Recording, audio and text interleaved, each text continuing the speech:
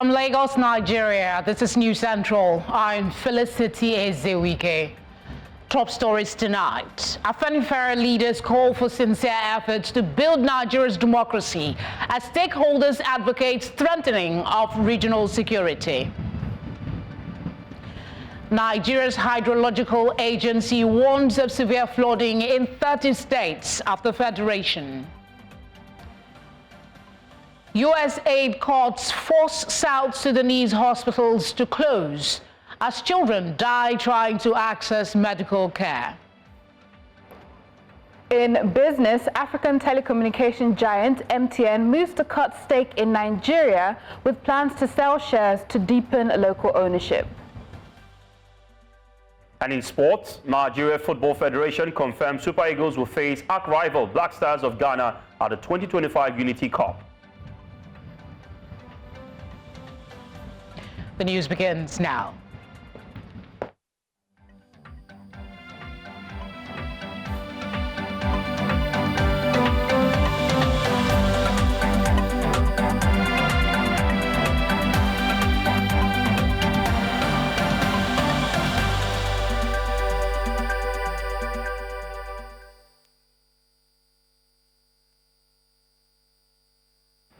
We begin tonight in the capital city, where stakeholders say a more collaborative and strategic approach is needed to end terrorism and violent extremism, which continue to pose grave threats to Nigeria and the West African region. This was the focus of a conference on security held in Abuja, aimed at building stronger regional ties and modernizing security systems within the sub-region. News Central's correspondent, Idong Joseph, has more. With Nigeria ranked the 6th most impacted countries by terrorism globally, security leaders and policy makers gathered in Abuja to explore fresh strategies for addressing persistent threats. Cameroon are not spared by the terrorists.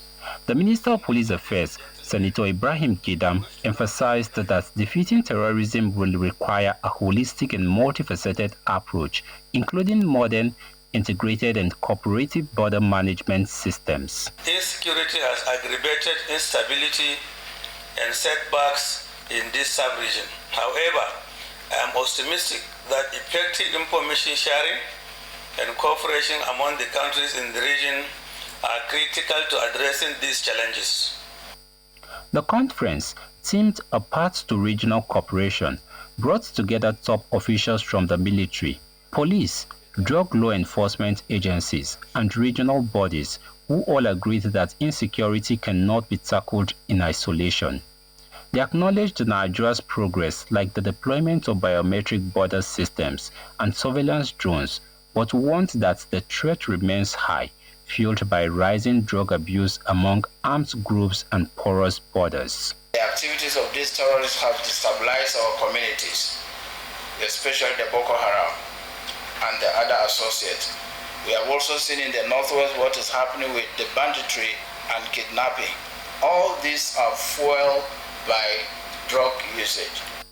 Other participants emphasized that regional cooperations through platforms like Interpol and the West African Police Information System could improve early warning capabilities, real-time data sharing, and coordinated operations.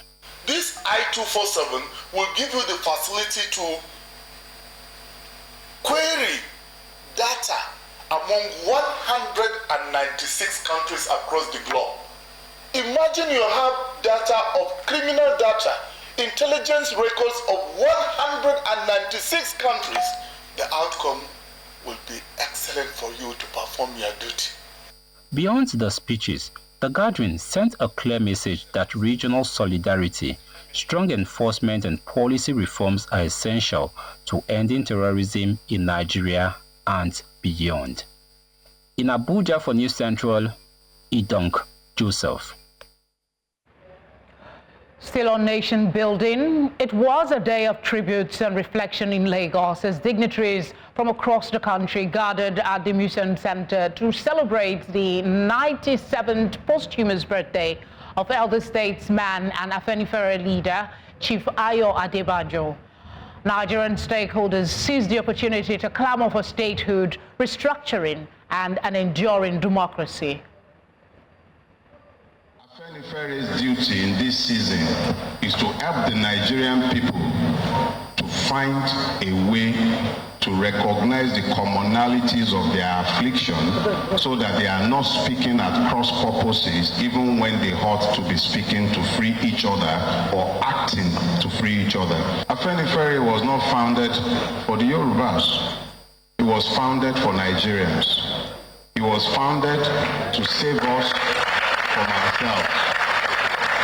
We are asking you that just as we made ourselves available as a platform in 1993, if you look at where we are today, you shouldn't need us to tell you that there is a critical need to come together again, find common purposes as Nigerians, because that's where we are today.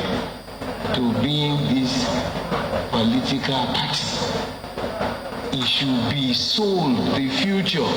Listening to my brother, the lawyer, let it be the doctrine to be sold to the minds of the younger generations coming. We are not sitting well at all in this country. I beg you. And I enjoyed it. I thank you for this opportunity. Chukwu Shonibare is a lawyer, activist, and national treasurer of the Afenifere. He joins me now to discuss statehood, clamor for restructuring, as well as enduring democracy in Nigeria. Thank you for giving us your time. Pa Adebanjo was an advocate of federalism and restructuring. What does true federalism mean in the context of Nigeria's statehood? Good evening, viewers, and thank you for having me. Well, the position of Afenifere has always been, from the inception of what our founder, Chief Obafemi Awolowo, set in place, is that a country that is comprised of, if you like, various ethnic nationalities have to operate a federal system. Federal system that does not concentrate power at the center. At the beginning of the independent Nigeria, what we operated was a federal system. It vested the powers and functions of issues like education, health, even policing, to the federating units. Since the military interregnum in January 1966, the Unification Act promulgated by General Agwin Ironsi brought about a unitary system. When Gowon took over after the counter coup in July, he continued with that unitary system, which concentrates power at the center. Chief Awolowo found out at Britain a long time ago that there is no nationality that will ever survive as a stable polity if you do not devolve powers to the federating units of that country. So it's expedient that that happens now. Let's talk about some of the submission at the event. Keynote speaker Dele Farotimi was quite aggressive when he says Nigeria is worse off today in comparison to what it was decades ago. To what extent do you agree with his submission, or is it an angry outburst, or we should rather look at it as a call to action? Well, Mr. Farotimi was not the keynote speaker, but he was one of the contributors that spoke to the topic of where does Afenifere go from here, what's the future of Afenifere. All right, thank you for the clarification. Yeah. The keynote speaker was Mr. Solomon Asemota, SEN. But what Mr. Farotimi was the postulation I was making to the guests at the symposium is a fact that is a very live issue that we all live through. Standard of living has fallen drastically. We're contending with rising costs, living standards. We're contending with insecurity. We're contending with the judiciary that appears as if it's an extension of the ruling party. So all the indices do not augur well for a stable polity. And that's what we fear. We fear that the country requires, and even the constitution, as defective as the basic constitution is, constitution still separates power between the executive, which would be our governors and president of the center, the legislature, which would be at the state level, the state assemblies and the National Assembly, and the judiciary, which is supposed to be the arbiter intervening and ensuring that there's compliance with the constitution of the country. We don't see that happen.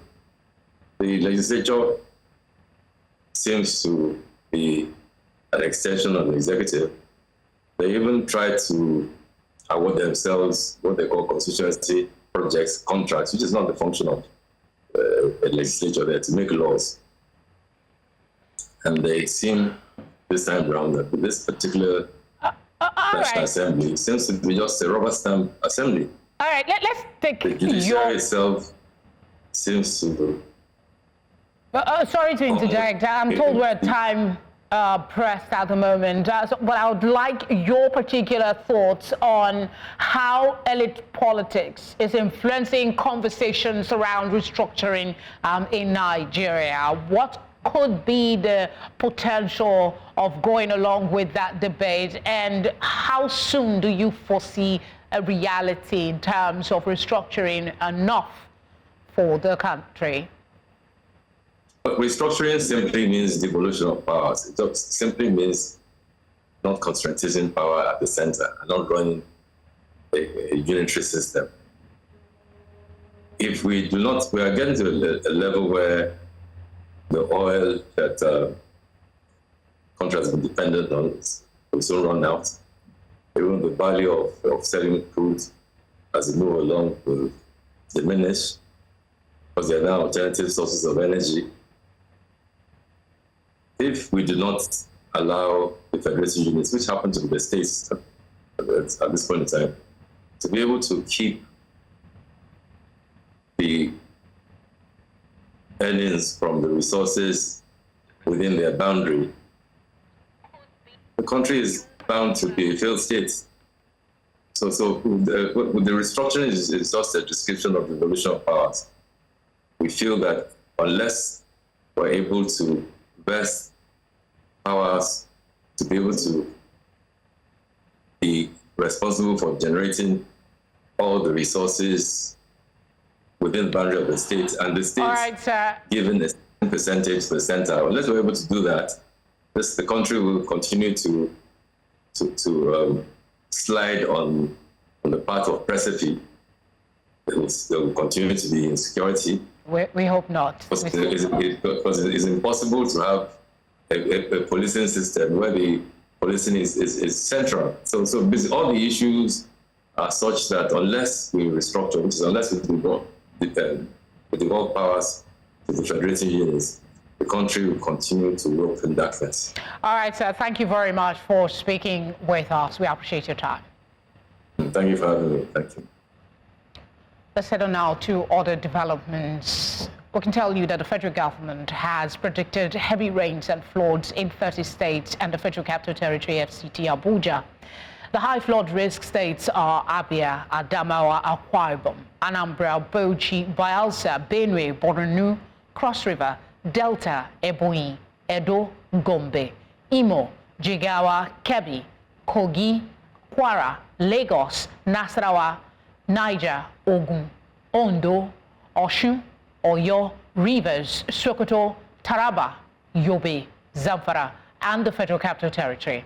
The Minister of Water Resources and Sanitation, Joseph Otsev, on Thursday said coastal and riverine flooding would be experienced in some parts of South-South geopolitical zone of the country due to a rise in sea level. Coming up, Nigeria's ruling All Progressive Congress to shut its national secretariat effective Monday. Why? We'll tell you when we come back. Stay with us.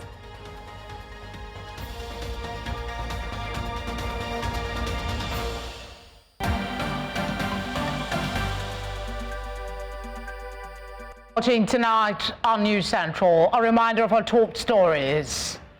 Afenifere leaders call for sincere efforts to build Nigeria's democracy as stakeholders advocate strengthening of regional security. Nigeria's hydrological agency warns of severe flooding in 30 states of the federation. U.S. aid cuts force South Sudanese hospitals to close as children die trying to access medical care. Let's talk some business. The Nigerian Exchange Group PLC has announced its intention to list major entities such as Dangote Refinery and the Nigerian National Petroleum Company Limited by late 2025. In April, Chief Finance and Investor Relations Officer Olugbenga Oluwaniyi stated that NNPCL is actively collaborating with potential investor relations professionals and investor banks, adhering to capital market regulations and the oil industry law requiring the company to list its shares on the stock exchange. News Center's business correspondent, Chairman the bank, reports. In a significant stride for Nigeria's capital markets, the Nigerian Exchange Group PLC has revealed plans to list prominent entities, including Dangote Refinery and the Nigerian National Petroleum Company Limited, on the local stock exchange by the end of 2025. This was made known by the Managing Director and Group CEO of NGX, Temi Pupola, during the group's 64th annual general meeting held in Lagos, where he also expressed optimism for the year ahead. We're excited about what is happening at the regulator, at the SEC. Strong dynamic leadership there. The ISB was just passed by Mr. President. We're very excited about that. And we think overall we have a capital market that regardless of the externalities, we should be able to continue to build and to make progress. The reality also is that this is a national asset. There has been quite a lot of talk on it. So I'll limit my comments to what you have read publicly, which is that the listing of NNPC is on the table. If you look at the regulation and the legislation, that has to happen. We're seeing all of the signs for that to happen. All I would say is that we are very excited at the prospect and the possibility of that, and it's one that, continues to be a work in progress, I'll put it this way. Speaking to shareholders, NGX Group Chairman Umaru Kwaranga outlined an ambitious strategy focused on repositioning and expanding the market. He emphasized the group's dedication to strengthening market integrity, increasing investor trust, and supporting Nigeria's federal government's $1 trillion economic growth target. As people are leaving, they are receiving their alerts for the dividend that we have declared. This is something that has never happened in this institution. This is something that I believe with what the momentum we have seen today, with the challenge that we have gotten with the shareholders, we are going to do much, much better. We have declared 1 naira in 2023's account. In 2024, we have declared 2 naira. 2025, you can expect nothing less than much more what we have declared in 2024. The audited financial report of the NGX shows its gross earnings surging by 103.2% to reach 24 billion naira. This is fueled by a diverse growth in revenue streams, with transaction fees up by 64%. Listing fees soared by 397.1%, and market data revenue experienced a 100.5% increase. Reporting for News Central Lagos, I am Chamun Dabeng. The Managing Director and Editor-in-Chief of News Central, Kayode Akintemi, has reiterated the importance of government at local levels as the state prepares for local government elections. Akintemi made this known while addressing party chairmen and representatives at the quarterly meeting of the Inter-Party Advisory Council held in Lagos. Lead correspondent Bernard Akede has more.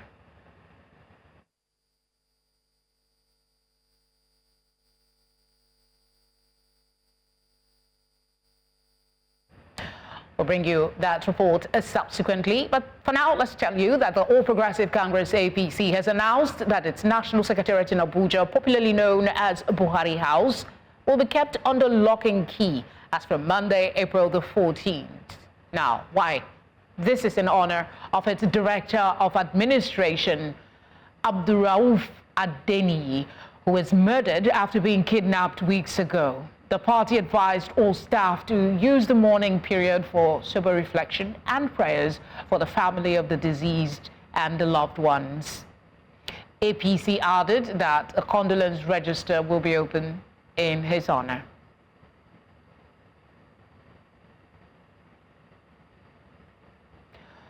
Want a short break? The news continues shortly. Stay with us.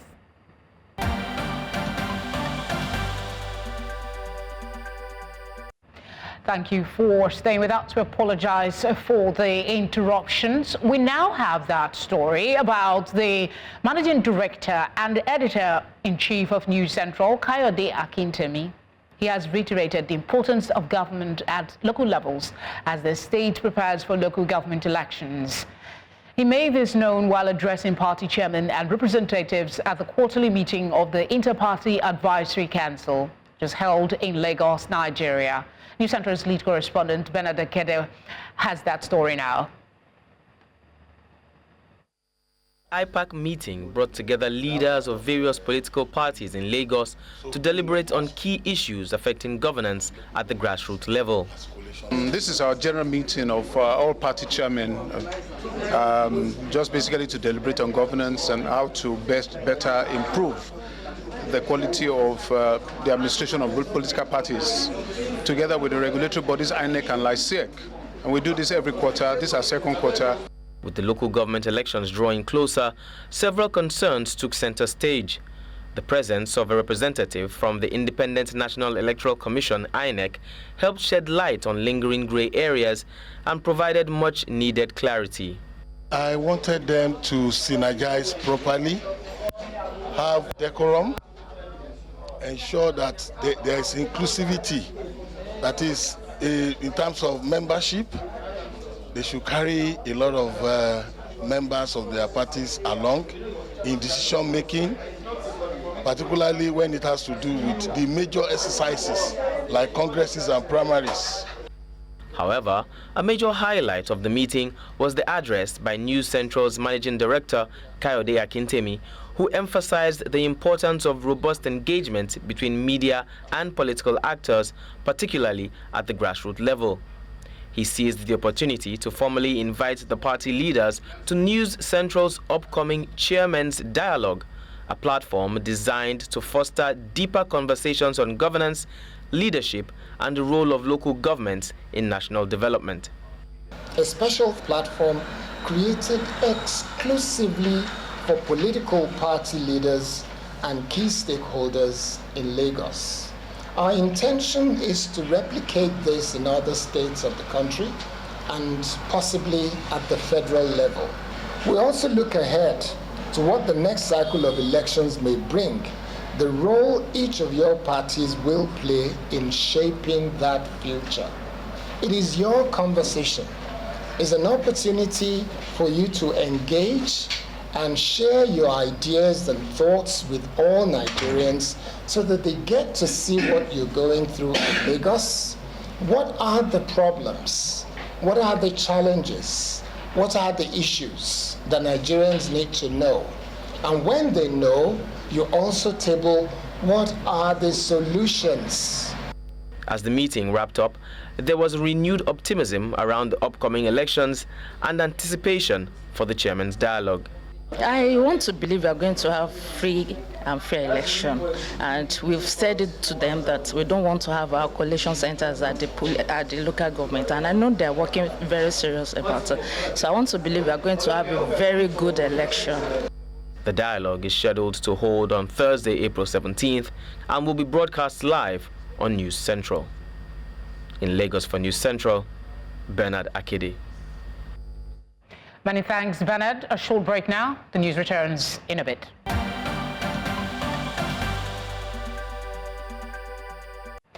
Glad you're still with us. To one of our top stories tonight. 8 people, including 5 children, have died after walking for 3 hours in blistering heat to seek treatment for cholera in South Sudan's eastern Jonglei state. This is as the United States aid courts forced local health facilities to close. The United Kingdom-based global charity Save the Children revealed last month's death on Wednesday, saying they were among the first directly linked to courts ordered by U.S. President Donald Trump. Trump slashed funding for global health programs under his America First policy after taking office on January the 20th. A U.S.-funded transport service that took patients to hospital was also shut down due to a lack of funds, forcing the AIDS cholera patients to walk for hours in nearly 40 degrees Celsius heat to reach medical care.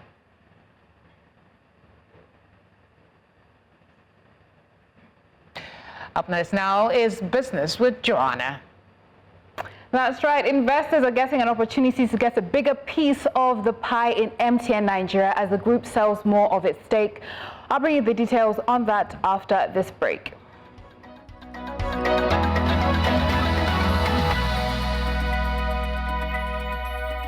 Business news in association with Money Master PSB, the easy way to master your money.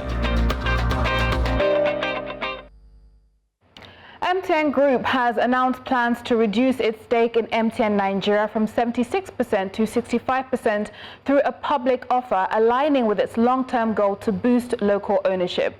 Group President Ralph Mvita revealed the move during a media roundtable, stating the offer would proceed once the company returns to profitability.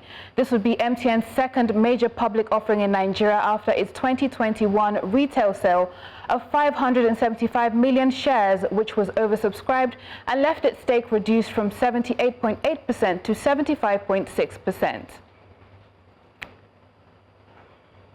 And telecom industry stakeholders have expressed doubts over Nigeria's ability to achieve its 70% broadband penetration target by the end of 2025, as forecast in the National Broadband Plan 2020. Despite some progress, the Nigerian Communications Commission reported broadband penetration at just 45.61% in January 2025, up only slightly from 39.4% in April 2020. President of the Association of Telecommunications Companies of Nigeria says the figures don't reflect real user experience, warning that penetration remains low in many areas.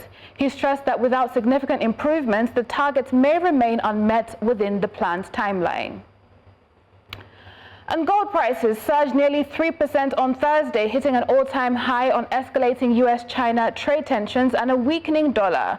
This spurred investor demand for safe haven assets. Spot gold rose by 2.6% to $3,160.82 an ounce after reaching a record $3,171.49 earlier. The dollar index fell over 1%, making gold more affordable for holders of other currencies. President Trump's tariff hike on China to 125% intensified market anxiety despite easing duties on other nations. Analysts warned that potential trade deals and reduced Fed rate cut expectations could limit gold's upside even as inflation risks remain elevated. And coming to the local bourse, we are seeing positive sentiments renewed. The market is up today. Significantly, about 58 basis points, and of course sectoral performances, banks are taking the shine. We're seeing Zenith Bank now hit over 2 trillion in market cap. It's now just second to GTCO, and of course other sectors are doing their bit. Industrial is flat. That's it on Business Tonight. I am Joanna Mustafa. Tonight continues with Felicity.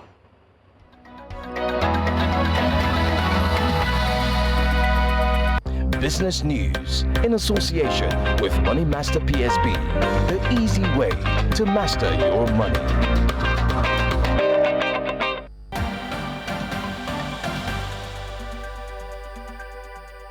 Time for some sports update. Favor is here with the latest. What's up with the Super Eagles? Yeah, the Super Eagles of Nigeria are billed to take part in the Unity Cup. Of course, that would commence in the month of May in the United Kingdom, precisely the Brentford G-Tech Stadium. Many more after this time out.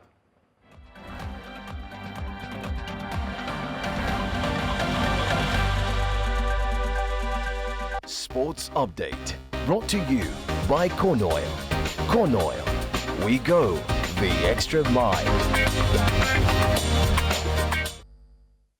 The Nigerian Football Federation has announced that the Super Eagles will compete at the 2025 Unity Cup alongside Jamaica, Ghana, and Trinidad and Tobago at Brentford's G-Tech Community Stadium in West London. The week-long tournament, scheduled for the 27th to the 31st of May, celebrates African and Caribbean heritage through football, food, music, and culture.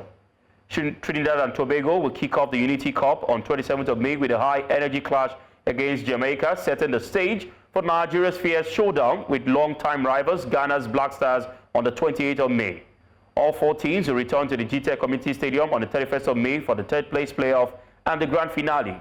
For Super Eagles, coach Eric Chell, the tournament serves as an opportunity to try out fringe players and test new strategies ahead of the FIFA World Cup qualifiers later in the year. Still talking football, Lagos State's base team, Ikorodu City, hammered Katsina United 6-0 in a rescheduled match day 31 fixture at the Mobolaji Johnson Arena in Lagos. Midfielder Emmanuel Solomon opened the scoring in the 13th minute, followed by Shola Adelani, who doubled the lead with a fine goal in the 36th minute. In the second half, Tosin Oyedokun extended the lead with a strike in the 55th minute, while substitute Ayomide Cole added the brace in the 71st minute and 87th minutes, and Oladimeji Dada sealed the win with a goal in the 81st minute. The victory marks Ikorodu City's biggest win in the NPFL and club history. The win moved them to 4th on the table, just 1 point behind third place Abia Warriors, while Katsina United dropped to 15th, just 2 points above the relegation zone. Away from there now to basketball, Rivers Hoopers claim an impressive 79-71 win over Morocco's Fuz Rabat in their 4th game of the Basketball Africa League, powered by balanced team performance. Madoud Akek led the charge with 17 points, 8 rebounds and 3 assists, while Kevin Amayo delivered an all-round display with 14 points, 8 rebounds and 7 assists. Richard Putney added 14 points and 5 assists, and Peter Olisemeka posted a double-double with 13 points and 12 rebounds. Shambi Munananga also chipped in with 13 points to seal the win. The result boosts Rivers Hoopers' position in the Kalahari Conference standings and have qualified to the playoffs in Pretoria, South Africa. And now to football. In Europe, Kylian Mbappe's legal team has turned to Paris Court to claim 55 million euros in unpaid wages for former club Paris Saint-Germain. The funds have been temporarily frozen in PSG's accounts following a civil court procedure after the French league had earlier ordered payment. However, the French Football Federation dismissed the claim due to ongoing litigation. Mbappe's lawyers have also filed a harassment complaint accusing the club of pressuring him to renew his contract in 2023. PSG maintains the forward breached contractual commitments upon joining Real Madrid as a free agent. UEFA have noted that should French authorities confirm the arrears, PSG could face consequences under financial fair play regulations if payment is not made in time.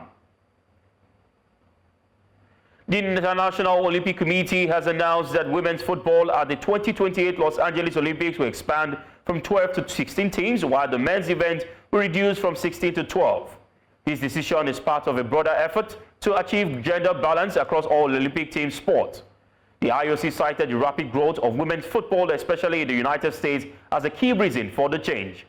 The total number of players across both competitions will remain the same, and LA 2028 will feature 351 medal events, 22 more than the Paris 2024, and include more mixed gender competitions. New sports such as cricket, baseball, softball, flag football, lacrosse, and squash will also be part of the games. And that wraps it up on Sports Update. I'm Favor Itua. Tonight continues with Felicity.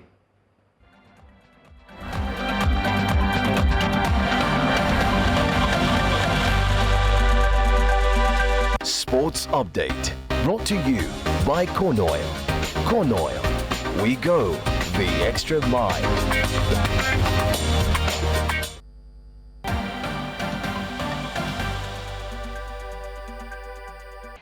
The NBC has struck again, ordering a restriction. Edewo is here for all the details. What happened this time with Idris? Well, it's not me. It's Idris Abdulkarim. He put out a song that the NBC finds not broadcast worthy, but I'll bring you the details shortly.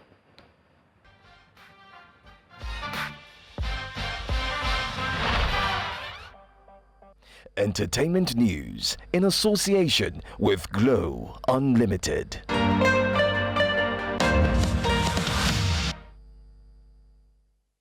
All right, to entertainment. Now, the National Broadcasting Commission, NBC, has ordered a restriction on the broadcast of Idris Abdul Karim's controversial song, Tell Your Papa. Now, the track targets Sheyi Tinubu, the son of Nigerian President Bola Ahmed Tinubu, urging him to confront his father about Nigeria's worsening socio-economical conditions. Now, the lyrics criticize the country's hardship, insecurity, and emphasize empty promises, I beg your pardon, questioning Sheyi's disconnect from the struggles of ordinary Nigerians. NBC issued a memo on April 9, 2025, declaring the song not to be broadcast under the Section 3, subsection 18 of the Nigerian Broadcast Code, citing its offensive and objectionable nature. Now, the commission emphasized that the song violates broadcasting standards and instructed radio and television stations to refrain from airing it to uphold responsible broadcasting. Felicity, what do you think? This is not the first time. Idris has always been controversial. Yes. The man is, he wants to say what he wants to say. NBC has to do their job as well. So it is what it is. Well, on the flip side, though, yes. I think that this might have made the song a little more popular because people will now be curious, what exactly is the NBC banning? Let's go check it out. Let's go check it out. Let's hear what Idris has to say as usual. Well, let's see how that goes. Let's see how that goes. Let's talk about something quite a bit disheartening because it's 1 year after the tragic death of Nollywood actor Junior Pope Nwodu and 4 other crew members in the boat accident. The Nigerian film industry gathered to honor their memory. Now, a memorial service was held on April 10th, 2025 at St. John Bosco's Catholic Church in Asaba, with mourners dressed in black paying their respects. Filmmaker Stanley On Top shared moments from the service on Instagram, offering prayers and reflecting on the lives lost. Now, Junior Pope's widow, Jennifer Awele, also marked the anniversary with a heartfelt Instagram tribute, sharing a photo with their 3 sons beside a portrait of the late actor.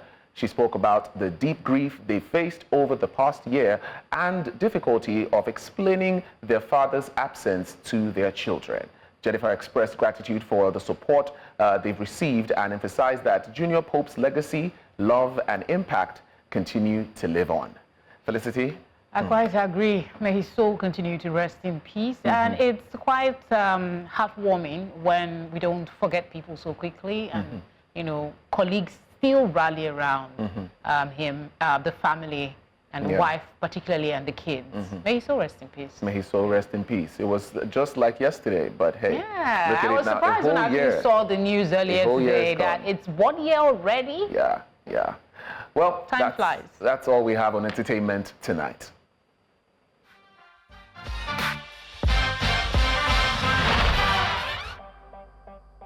Entertainment news in association with Glow Unlimited.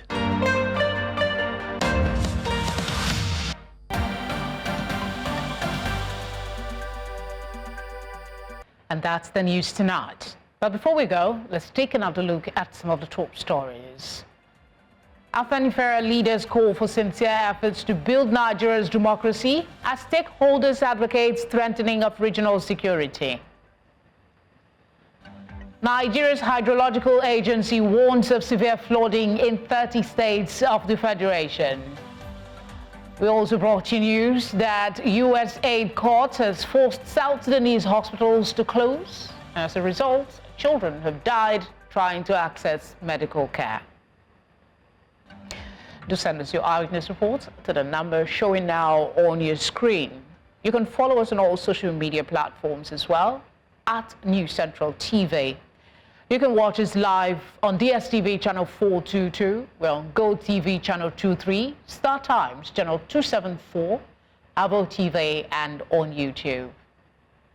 Thank you as always for your kind company. Have a good night.